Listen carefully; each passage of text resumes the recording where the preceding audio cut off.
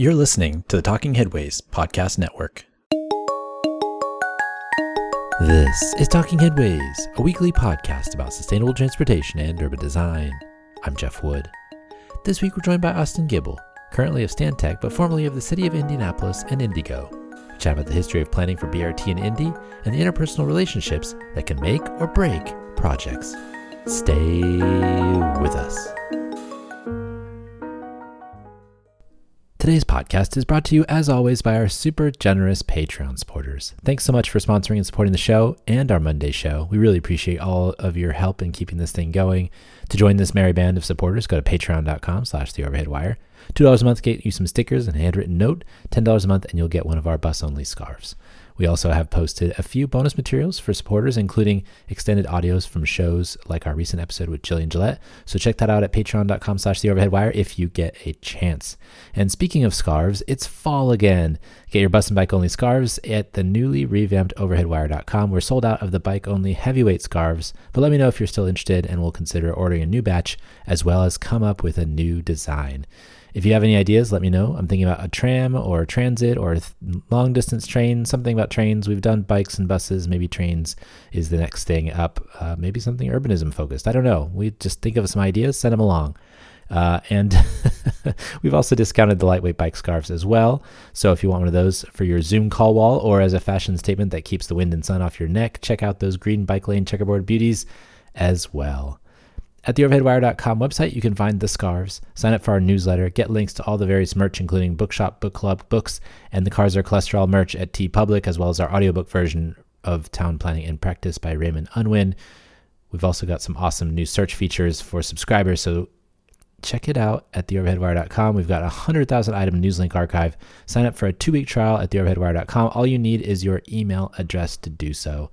And, you know, if you sign up and you don't get the password and the username, send me a note and I'll send you one. Or actually, just send me a note that you want to try it out. Go to theoverheadwire.com or send me a note, theoverheadwire@gmail.com. I'll just send you the thing back. Just send me a note. Hey, I want to check this out. I want to check out the archive. I'll send it right back to you. And be sure to like and subscribe our YouTube channel as well. We're starting to post some of our Monday shows over there, and you get to see my audio face, what I look like. I feel like sometimes you hear people on podcasts and you're not quite sure what they look like, and then when you see them, it doesn't quite fit, but maybe mine does. I don't know. Thanks for listening and supporting, and now let's go join the show. Hey, everyone. This is going to be our last new Talking Headways show for 2024, but I just wanted to say thank you to everyone for listening and supporting the show. It really means a lot, and I'm really glad we get to share these great conversations with you all. As I've been saying, without you, I'm just talking to myself and perhaps a guest, which would be fine, but it's more fun this way. So happy holidays to everyone, and I'm looking forward to us moving the needle forward in 2025. Austin Gibble, welcome to the Talking Headways podcast. Thank you for having me, Jeff. It's really, really good to be here. I'm excited. Yeah, it's so good to have you here. I mean, I feel like I've wanted to have you on for a while, so this is a good venue. We're at Impact in Philadelphia. How do you feel about the city so far? Great. I've never been to Philadelphia before, so this has been a really enjoyable experience. I haven't been able to venture out too much just because I've been busy with conference things, but so far Philly's been a fascinating city, and I'm going to have to come back when I'm not working and actually have time to explore the city a little bit. I feel like that happens a lot with conferences where you're like, I wish I had a little bit more time to explore. Mm-hmm. Well, thanks for being here. Before we get started on everything else, can you tell us a little bit about yourself? Sure. My name is Austin Gibble. I am a transit planner and project manager for a consulting company called Stantec, based out of Edmonton, Alberta. However, I live and work in Indianapolis, Indiana. Prior to my role at Stantec, I was the transportation planning administrator for the city of Indianapolis for several years, and I had my hands in many pots working on electric vehicle planning, special projects management, long-range planning management, and how that translates into capital projects, policy development, and grant writing. And then before that, I was a project manager for IndyGo, the transit authority in Marion County in Indianapolis, working on various capital projects like our 3 bus rapid transit corridors and a scaled emulation of Chicago's Loop Link in downtown Indianapolis that we called Superstops. But overall, my focus at Stantec today is largely on bus rapid transit, mobility ecosystems, and policy development, and figuring out what transit looks like going into the future. because we are in a rapidly evolving environment when it comes to mobility, and developing a system where it is just as easy to take microtransit or micromobility or fixed route transit, making that as easy as picking up the keys. It is imperative, but it's an incredible challenge. And that's something that myself and Stantec work on through our transit and rail groups and through our smarter mobility teams. So let's go back in time. Mm-hmm. Did you always know that you wanted to be a transportation planner? Did this start off when you were a little kid, or is this something that you evolved into? It's something I evolved into. I did, when I was a kid, I had that affinity for trains that all kids do, but I never grew out of mine. Continued to be a rail fan. I enjoyed trains quite a bit, but I actually grew up focused on agriculture in my youth. I grew up in rural Indiana. My grandparents had a farm that I worked on for many years and spent a lot of time there, 10-year 4-H or FFA. But that's actually kind of where my desire to become an urban planner started. So I grew up just outside of a town called Greenfield, Indiana, which is east of Indianapolis. And over the years, as I grew up, I started to see some of the sprawl development, mostly pre-2008. And this land be gobbled up for housing that didn't look great or like it wasn't going to age well. The streets were disconnected. And even as a kid, I thought, well, this is gobbling up ag land. This is gobbling up forest lands, and it's ugly. So how does this happen? And what is the solution to that? And that noodled in my head for a long time. And I honestly went into business school when I was an undergrad, and I struggled and I couldn't really find my niche. And finally, my academic advisor said, well, why don't you try this Planning 100 course? Based on what you're telling me your interests are, you might fit in well here. And I immediately fell in love. And that's how things got started. I got a minor degree in urban planning from Ball State University and a master's degree from the University of South Florida. How was that Florida experience? It was interesting.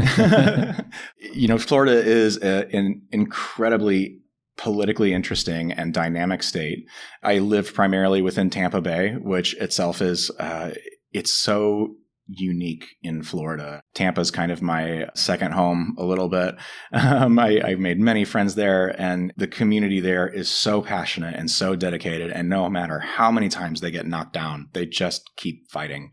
So Tampa is a fascinating place, and I think it gets a lot of flack for their challenges in roadway safety, but they've also made a lot of advancements in mobility and roadway design within the state of Florida. And as much as people tend to not think this way, the Florida Department of Transportation is really quite a forward-thinking organization and is constantly leveraging other research institutes like the Center for Urban Transportation Research, where I worked, to constantly improve their mobility network.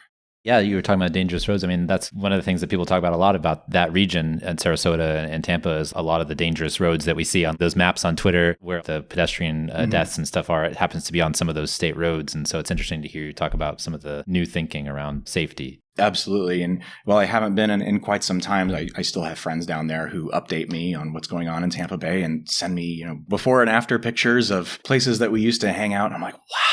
Like, what a transformation, even just in a few years. It's really incredible. So I can't help but applaud Tampa and St. Petersburg for the advancements that they've made in a short period of time. And so then you head up back to Indianapolis after school. Mm-hmm. What happens next? So, at that point, I moved back to Indianapolis. I was offered a job as the project development planner, project manager for IndyGo. And at that time, Indianapolis had just passed a transit referendum, and they were staffing up and gearing up to develop a really comprehensive bus rapid transit network and a frequent grid of local buses, as well as other supporting infrastructure improvements. So I was brought on board as the Red Line was finishing up design. Was on board through the opening of that and get to help do that. And then I was the environmental manager for the Purple Line, which just opened last week. Congratulations. Thank you. And then the third line, the Blue Line, is anticipated to start construction early next year. While I no longer work for IndyGo, I'm obviously a big fan of IndyGo, and I'm always rooting for them. I'm also a little bit biased because my house is right on the Blue Line, and so it's certainly the one I'm most excited for. Yeah, I mean, it's funny, as planners, transportation planners and planners in general, I feel like a lot of times you work really hard for a number of years on projects, and it's always good to see something that you started come to fruition, like start to finish. It's something that some planners never really get to see because it's kind of this iteration over time. And so to see the construction is finished and it's opening, that must be awesome. It's a good feeling. It's nice. And especially when you see people using it and how they interact with the space. It's really nice. Purple Line is probably the most dramatic transformation. It was on a roadway that was developed prior to the unification of Indianapolis and Marion County and did not have a lot of development standards. There were no sidewalks. There weren't really any drainage structures. It was mostly ditches. And these are in some of our second ring suburbs that were developed in the 50s, 60s, 70s. And over time, as major industries left the east side of Indianapolis, they started to experience greater and greater rates of suburbanized poverty. And so that lack of supporting infrastructure for pedestrians and cyclists and transit riders, it made 38th Street, where the Purple Line runs, one of the city's most dangerous streets. And the Purple Line has introduced stormwater sewer separation, new drainage structures, 10 miles of new sidewalks and bike paths. It's really been impressive. And I have to really praise IndyGo and the city of Indianapolis for what they've been doing. It's interesting. You mentioned all those improvements. Did all those get put onto the transit bill? Like when you tout the total cost in the end, this BRT project cost this much money, but like your sewer systems, your road reconstruction, all that stuff, does it all get put in the same bill or is it separated out a little bit? It's separated out a little bit. From what I can remember, I believe the water utility did contribute toward the stormwater sewer separation since it was a partial benefit to them. But it was a good opportunity to leverage transit and make investments that have been long needed in other supportive infrastructure. And I know that that's like a conversation throughout the transit space. Is this an appropriate use of transit dollars? And I've certainly seen arguments to both sides that are very compelling, but it's a little bit hard to manage, you know? It's interesting. So I don't think I really have a strong opinion either way, but I certainly see arguments for including and not including these supportive investments. Yeah. I mean, I think the investments are important. It's just a lot of times I feel like in Phoenix, for example, like they built the street from sidewalk to sidewalk, redone the whole thing. And then, the line costs $100 million a mile. And then everybody's complaining, why did this line cost $100 million a mile? Well, you rebuilt the street from sidewalk to sidewalk. And so there's a lot of other things besides the transit project that got lumped into that cost. And so I always think that discussion is just really interesting, especially when it comes to for and against arguments, when you're trying to think of like new lines and stuff like that off of what you've done before. I want to go back in time a little bit and ask about the process for the region kind of to get to the point where they were building a BRT network, because I think that's kind of an important story too, is Indianapolis coming to the decision that, okay, we need to think about expanding our transit network. We need to think about what might help people access their destinations. So how did this whole kind of idea of a BRT system as part of the larger transit network come into play? Yeah, great question. So going even further back in time, Indianapolis was very late to the game when it came to municipalizing transit systems. So what we now know as IndyGo, Indianapolis Transit System was the name prior to its acquisition. It was also known as Indianapolis Street Railways. In 1975, that was purchased by the city county and then brought under public ownership. Over time, through the 1980s, 90s, 20-aughts, there were reductions in operating support at all levels of government, and that resulted in some pretty substantial service cuts. After the last round in the mid-20-aughts, a Central Indiana Transit Task Force was formed. And this group studied where potential rapid transit lines could go and what a potential regional transit network could look like. This eventually morphed into something called Indy Connect, which was a regional plan for rapid transit and local bus improvements. Indiana, there's a lot of quirks about our governance. Marion County did have to go to the state legislature to ask for permission to hold a referendum. That took 3 tries, but we were given referendum approval in 2014. It did come with some stipulations, the primary ones being no rail-based transit.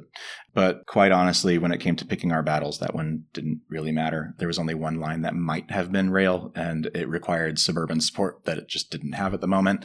So at the time, not really a big issue.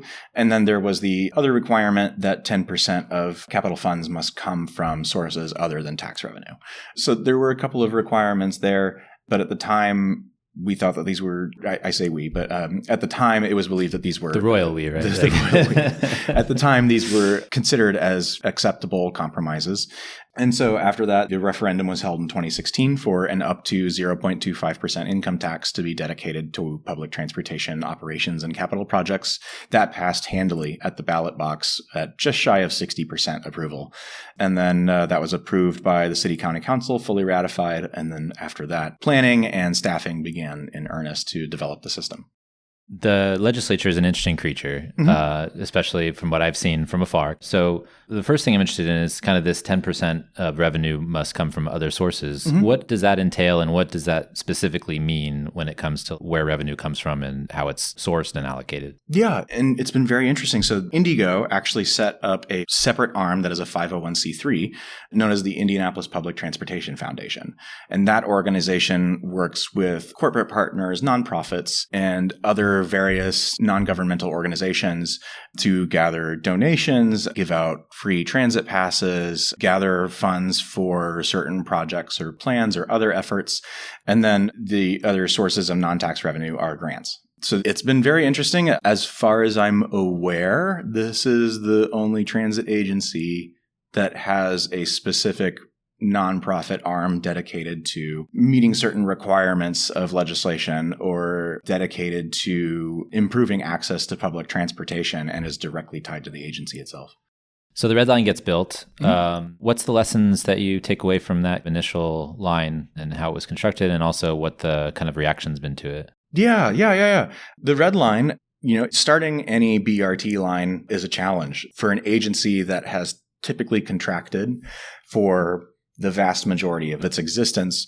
Expansion is very difficult. That can be very challenging. And managing a large capital project like bus rapid transit, especially like the Red Line, which is 60% and center running dedicated busway, transit signal priority, offboard fare collection, doors on both sides, center platforms. This is a big project. And for an agency that didn't really have a whole lot of experience, I think that IndyGo did very, very well. There were some, teething issues and things stumbling out the gate. The fare system didn't work quite right when things were first starting.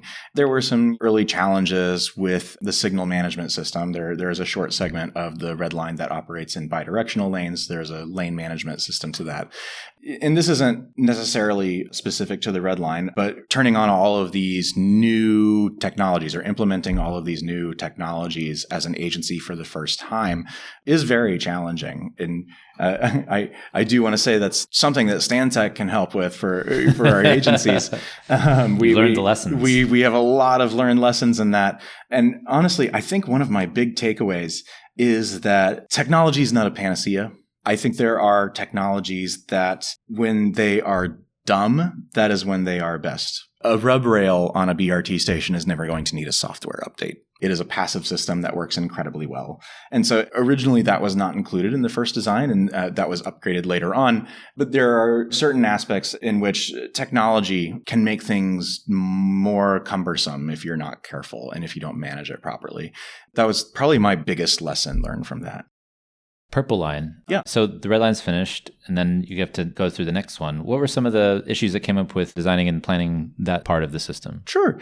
IndyGo learned a lot from Red Line and applied those design changes to Purple Line, certain reinforcements to bus pads for electric buses because those are heavier, and has really created very unique lane configurations that use what IndyGo called a left-hand bus and turn lane.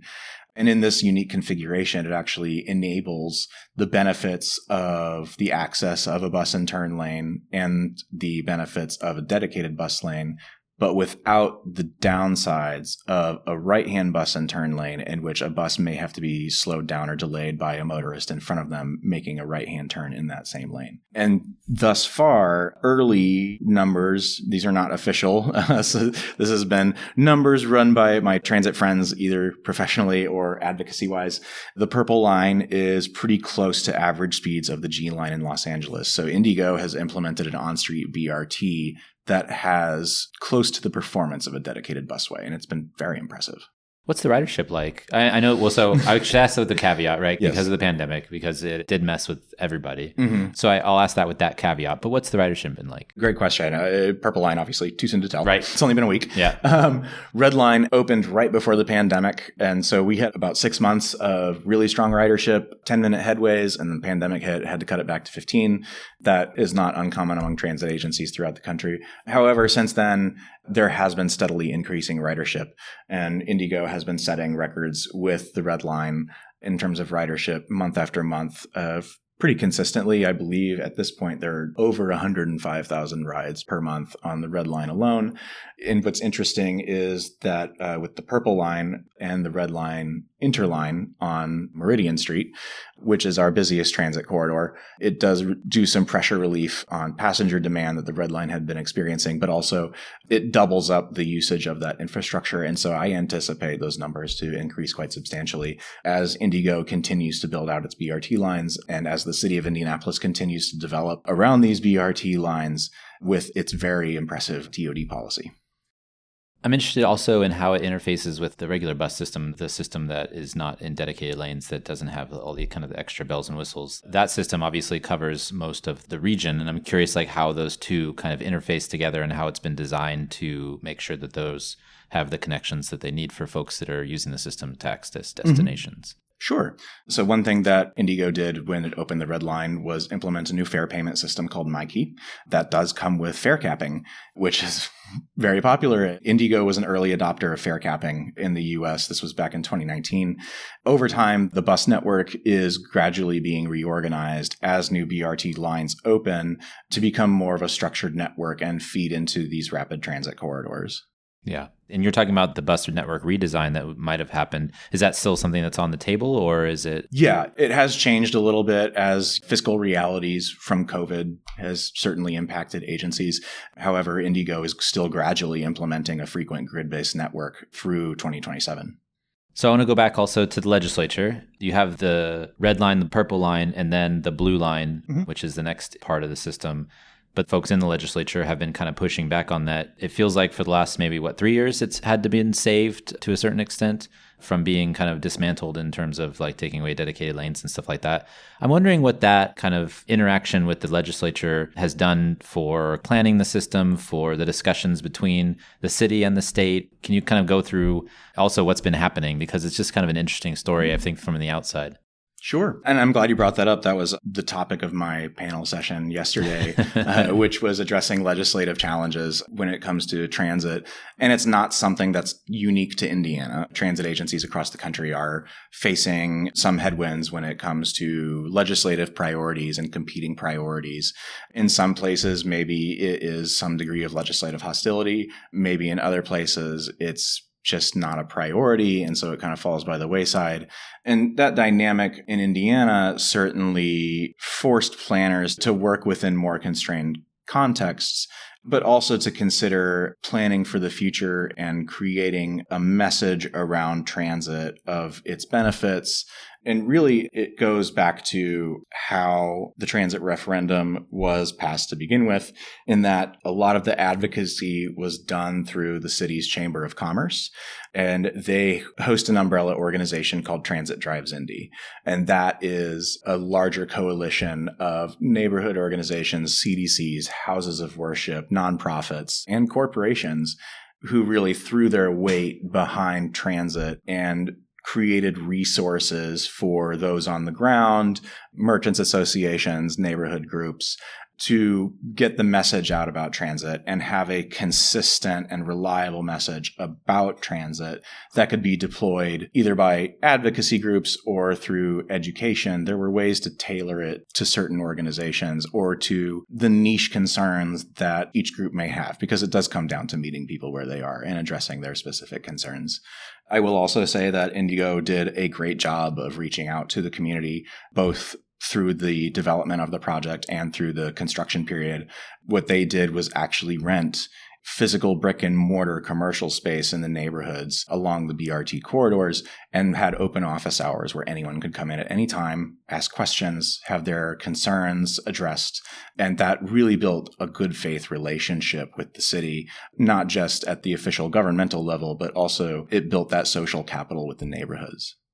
Yeah, I'm wondering, how much did you learn about the power of the advocacy locally and the power of the folks who basically kind of willed this thing forward? Yeah, absolutely. Power of advocacy. My goodness. And I will say Indianapolis is, it's certainly not the biggest city in the country, but boy, do the people who live there have a lot of heart. They are passionate. And if they want something, they will go get it. So Transit Drives Indy really was an organization that pushed out that message to advocates.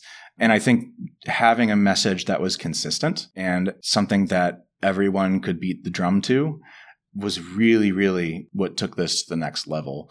And we see this with advocacy groups across urbanist issues in Indianapolis. I'm also on the advisory committee for the Rethink 6570 Coalition, which is currently doing work to plan a cap over a portion of recessed highway through downtown. We were one of 3 organizations to receive the full funding agreement from USDOT. Another example of some of our advocacy work is our cultural trail. A lot of your listeners probably already know what that is, but for those who don't, it is a semi-Dutch style downtown cycling network that Indianapolis has that connects to other protected bike lanes and trails that then radiate out into the other neighborhoods. That has been built almost entirely through donations and federal grant dollars. The city of Indianapolis has not had to put a ton of money towards it for capital, but we have an amazing asset just by people putting up their own money and saying, this is wonderful. We want this. We want more of it. Let's make it happen. Can you explain that a little bit more for folks that might not be familiar? Because it is pretty impressive. And the scope, you say Dutch style, but I mean, I think from US standards, this is like far and beyond what other cities have been doing. Yeah. So throughout the majority of its alignment, it is there is a bike section that is made with red pavers. And then there is a landscaping median, both between the trail and the street, and then the trail and the sidewalk. And then the other side is the pedestrian sidewalk area. And along its entire length, there is programming and arts and lighting and just good design. And the city has also been making a concerted effort to really orient development towards the cultural trail and using the cultural trail as an anchor for economic development and for just generally improving the public realm. Yeah, it's pretty impressive. I would invite folks to look up both the bus rapid transit line, but also the cultural trail, just like Google it or something and see what it looks like, because it is just really impressive what's been done down there and the design and everything. And the cultural trail just opened the most recent extension of that a few months ago on Indiana Avenue. And the second extension will open at the end of this month. So going back to the BRT line, I'm curious, what do you hope for the Blue Line, kind of going forward as a resident? As a resident of Indianapolis, I am always an advocate for IndyGo and for the Blue Line. The Blue Line, for those who may not know, will be the primary east-west corridor as part of our bus rapid transit network, going from a small suburb called Cumberland on the far east side of the city to the Indianapolis International Airport via downtown. It is a 24-mile long line. It's very long, especially for a bus route. But I think this is one that everyone's very excited about. Indianapolis has a very large convention industry. So this does have the potential to serve as a true rapid transit connection between the Indianapolis International Airport and downtown Indy. And then the near east side neighborhoods are places where investment has been needed for a very long time. And there are indications that the Blue Line will have a very high TOD development potential. And this has the capability to make some very positive transformations along what was historically a streetcar commercial corridor. So you worked on those projects. What's something that you learned that you think other folks around the country should know before embarking on doing their own BRT projects? Absolutely. So community buy-in and engagement is crucial at the outset. And I'm really personally blown away by these agencies that are releasing transit plans and then hosting referendums within 6 months.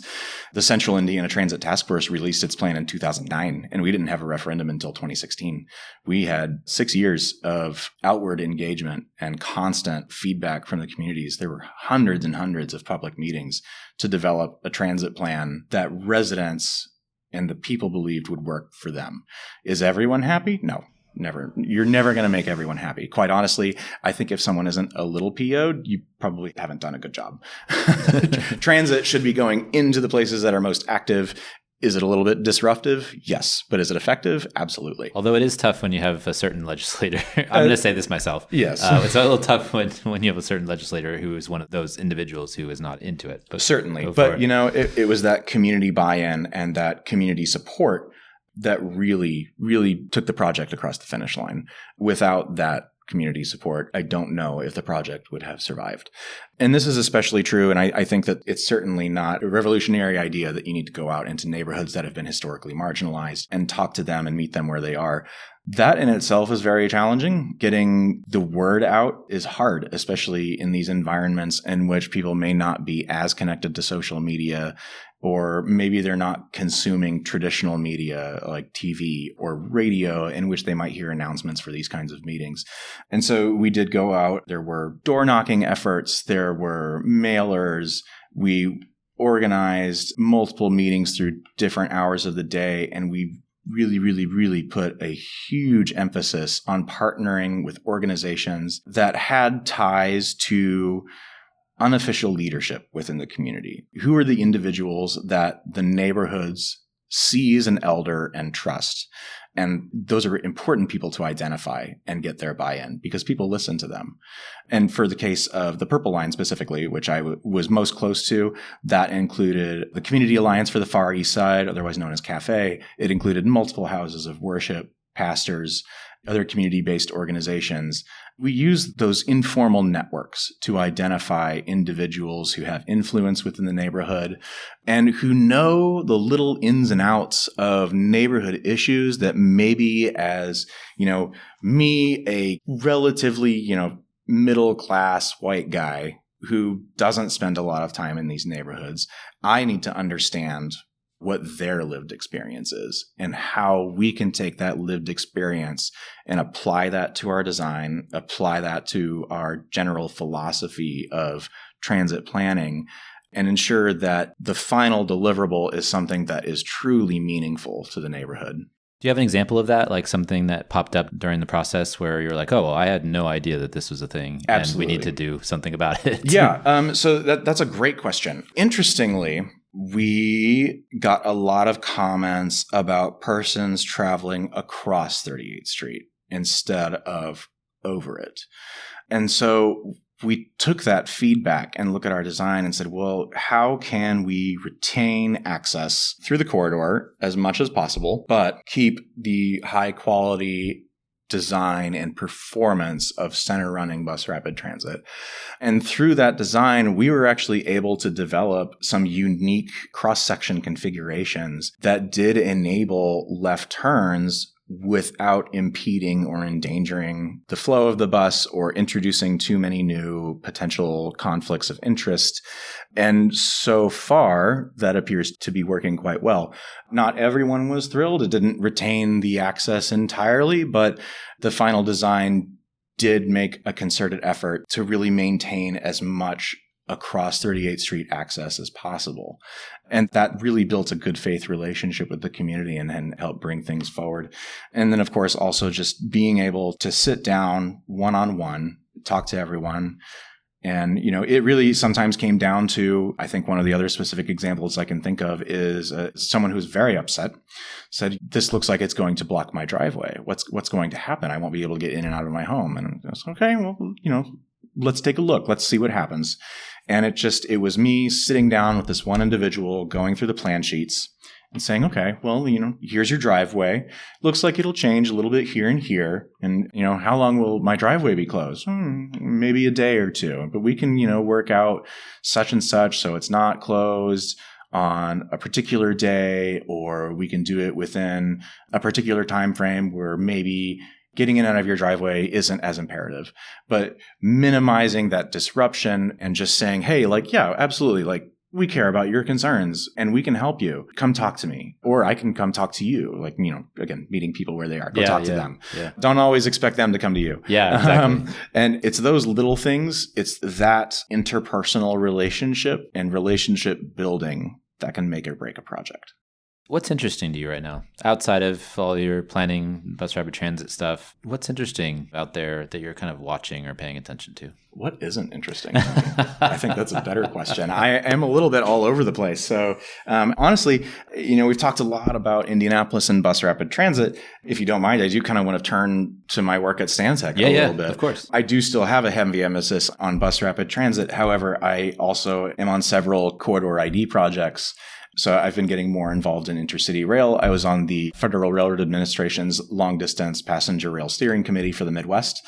There's also a lot going on when it comes to micromobility and microtransit and integration of multiple services. And then there's obviously the electric bus discussion. And Stantec actually has a specific zero emissions vehicle arm where we do that kind of analysis to determine, is this an appropriate application of battery electric or zero emissions vehicles? But at the moment, the conversation around microtransit and intercity passenger rail and how we can leverage these things to create comprehensive networks and develop our core cities in a new way, I think is what really has me fascinated. Well, what is it about it specifically? I mean, like the most interesting about that specific topic, and why intercity rail? Sure. Yeah, great question. Mostly because we've never had this kind of investment in intercity rail before. Crazy, this is new.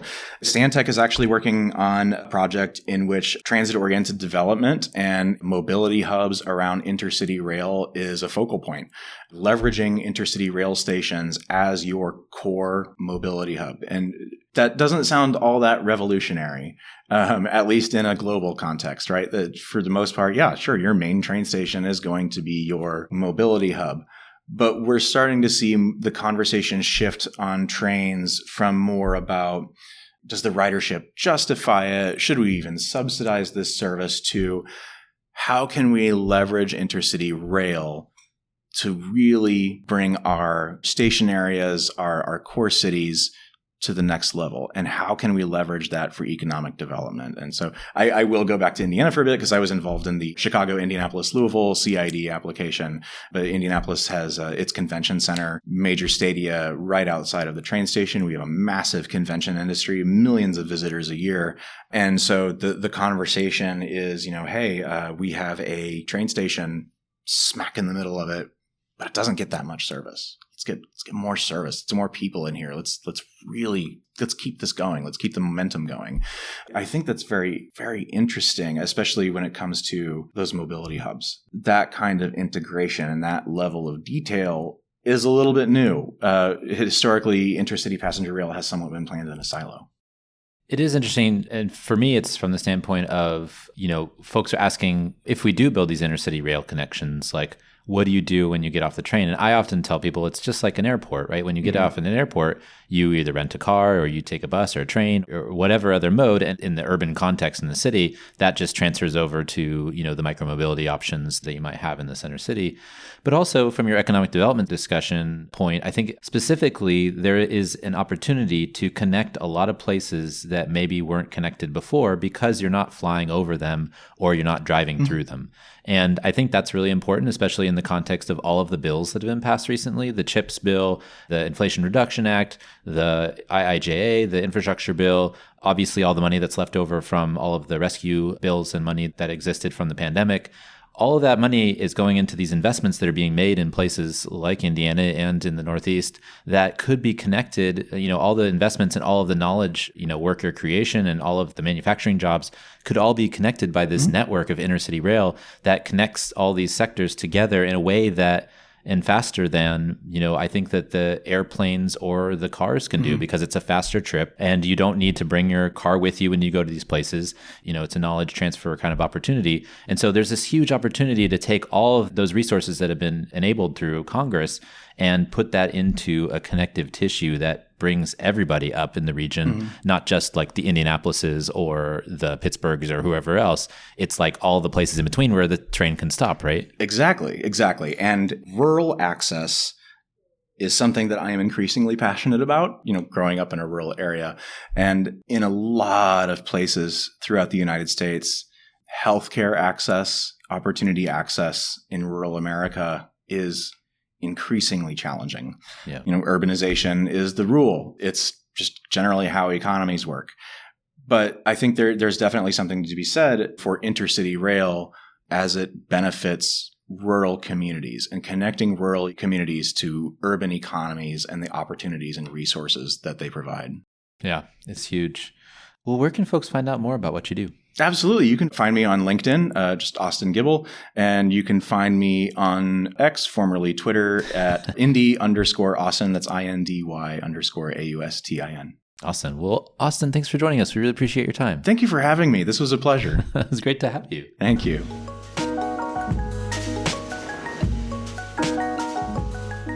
Thanks for joining us. The Talking Headways podcast is a project of The Overhead Wire and appears first at Streetsblog USA. Thanks to our generous Patreon supporters for supporting this show and Mondays at The Overhead Wire. You can support the show by going to patreon.com/theoverheadwire. Sign up for our 18-year-old daily newsletter by visiting theoverheadwire.com or check the show notes for other cool merch and opportunities to connect. Follow along using your podcatcher of choice, but if you can't find it there, you can always find the show at its original home, usa.streetsblog.org. We'll see you next time at Talking Headways.